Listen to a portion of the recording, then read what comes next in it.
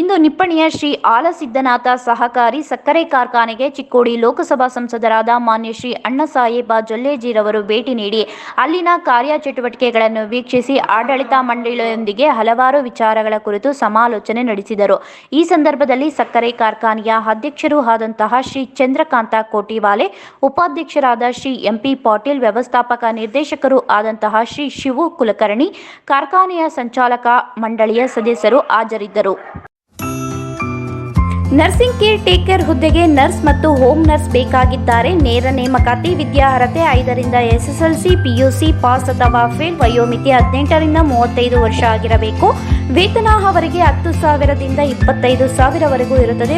ಆರೈಕೆ ಆಸ್ಪತ್ರೆಗಳಲ್ಲಿ ತರಬೇತಿ ಇರುವ ಫಿಮೇಲ್ ಹೋಮ್ ನರ್ಸ್ ಬೇಕಾಗಿದ್ದಾರೆ. ಹೋಮ್ ನರ್ಸಿಂಗ್ ಕೆಲಸ ಗೊತ್ತಿಲ್ಲದ ಮಹಿಳಾ ಅಭ್ಯರ್ಥಿಗಳು ಸಹ ಅರ್ಜಿ ಸಲ್ಲಿಸಬಹುದು. ಉಚಿತ ಊಟ ವ್ಯವಸ್ಥೆ ನೀಡಲಾಗುತ್ತದೆ. ಆರೈಕೆ ಆಸ್ಪತ್ರೆಗಳಲ್ಲಿ ತರಬೇತಿ ಇರುವ ಫಿಮೇಲ್ ಹೋಮ್ ನರ್ಸ್ ಬೇಕಾಗಿದ್ದಾರೆ.